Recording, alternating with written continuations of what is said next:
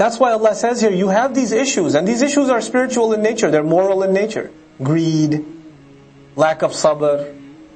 And the solution to that, Allah says salat. Salat. But and I said, how come our salat doesn't do that? Because our salat is missing what still? It's missing tadabbur, it's missing khushu'.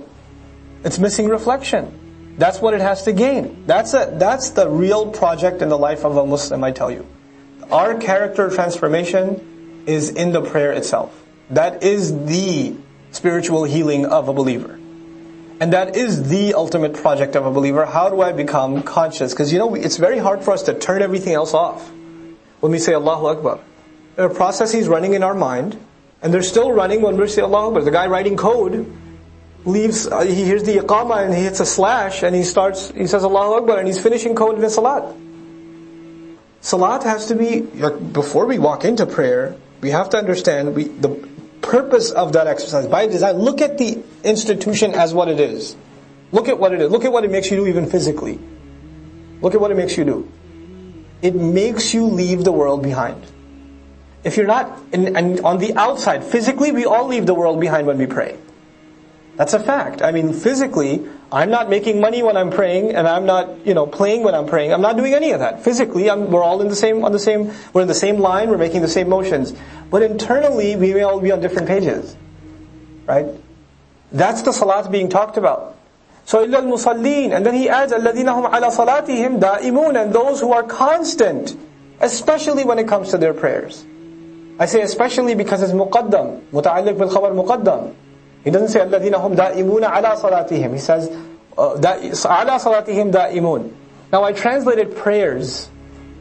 But it says prayer. Because the plural of salat is salawat. It's salawat. But the ayah doesn't say الَّذِينَ هُمْ عَلَى صَلَوَاتِهِمْ دَائِمُونَ. It just says صَلَاتِهِمْ دَائِمُونَ. The singular is used to refer to the essence of something. It can be used as ism jama'. Meaning their fundamental prayers, their essential prayers, Fajr, Dhuhr, Asr, Maghrib, Isha, those, the essential prayer, they're constant. They are constant. They're disciplined. With those, they don't dilly-dally with those prayers.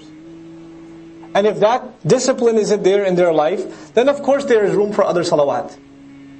But the minimal requirement, and the minimal cleansing for a believer, الَّذِينَ هُمْ عَلَى صَلَاتِهِمْ دَائِمُونَ وَالَّذِينَ فِي أَمْوَالِهِمْ حَقٌّ مَعْلُومٌ. And those who in their assets, in their monies, there is a known right. We went straight from prayer to giving. Allah started the passage with greed. Halur, jazur. Shar happens to him, he loses sabr. Then he says, come to salat first. And once you come out of salat, then you will learn the real purpose in your life, and you won't be as clingy with your money anymore. If you're a really person of reflection, then you'll realize that you're going to be gone from here. So you'll make the right investments. And you'll realize that there's rights in the money you've earned to give to others. Salat itself, that it doesn't matter what passage of Quran you recite, it'll remind you that you're going to leave here. There's bigger problems. So you start thinking of the rights of others. لِسَائِلِ وَالْمَحْرُومِ. For the one who comes out and asks, and the one that's deprived. Two categories of people. There's somebody who physically comes and embarrasses himself and herself and asks you. They lost a job, they can't pay the bills, the electricity is gone, husband went away or something, or passed away or something, and they can't help themselves, and it's humiliating to them, but they make a call and say, can I borrow some money, can I have some money? I would really appreciate it. And it really, it hurts the dignity of a human being to want to have to ask. Right? To be put in that position, may Allah keep us all from being in that position. It's a very embarrassing and humiliating position to be in. But if somebody did bring themselves to ask, then don't make them ask again. Don't make them ask again. I'm not talking about the professional beggars that are like pros. But you have a right in your wealth for the mahroom, which means they won't ask, you'll have to go and ask them. You have to be in touch with people around you. You have to know what's going on in your block. You have to know what's going on among your cousins, among your family.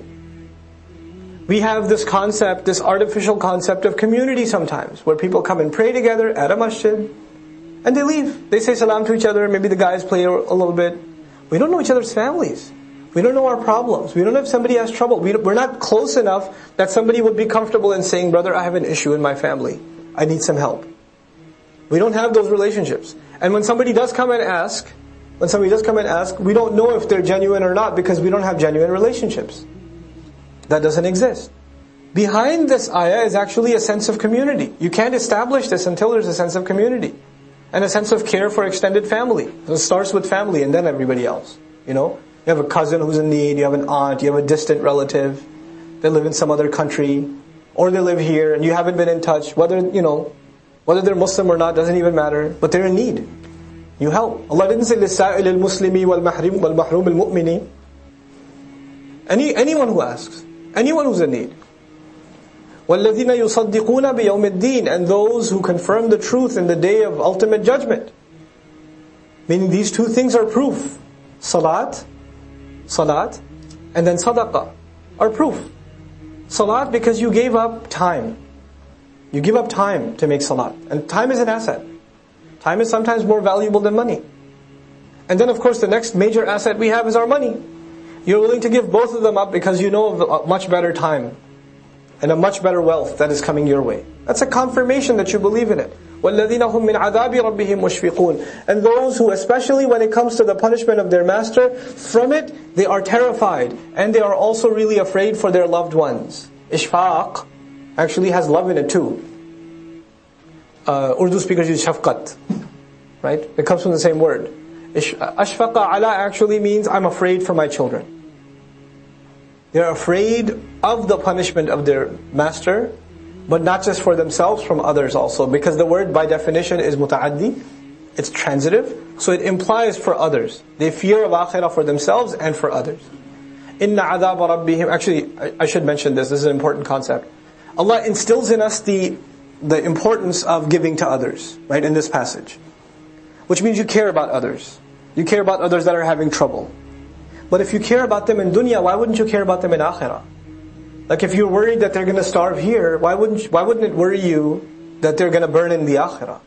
So your own salvation terrifies you, and their salvation terrifies you too, it worries you too. وَالَّذِينَ هُمْ مِنْ عَذَابِ رَبِّهِمْ مُشْفِقُونَ إِنَّ عَذَابَ رَبِّهِمْ غَيْرَ مَأْمُونَ. And no doubt the punishment of their master is not something that anybody can be safe from. وَالَّذِينَ هُمْ لِفُرُوجِهِمْ حَافِظُونَ. And those who, especially when it comes to their privates, they guard them, they watch themselves. Now Allah mentions shame. وَالَّذِينَ هُمْ لِفُرُوجِهِمْ حَافِظُونَ. They're not shameless people. And Allah adds a why here to let us know that there could be people that take care of their salah, and they're doing good things, but they're not watching this. But all of this has to go together. And the Ism Mawsul is continuing, like alladhina, which means we're still talking about al-musallin. This is all what Allah considers people who pray. I have my definition of people who pray. Guys, I see in the masjid is musalli. This is Allah's definition of musalli. People who pray, they're constant in their prayer. In their minds they have a known right in their wealth. For those who ask, they guard their shame. إِلَّا عَلَىٰ أَزْوَاجِهِمْ أَوْ مَا مَلَكَتْ أَيْمَانُهُمْ. Except for their own spouses, then they can have intimate relations. Or what their right hands possess, which we've talked about before. فَإِنَّهُمْ غَيْرُ مَلُومِينَ. Then they're not to be blameworthy. No doubt about it, no blame can be put on them.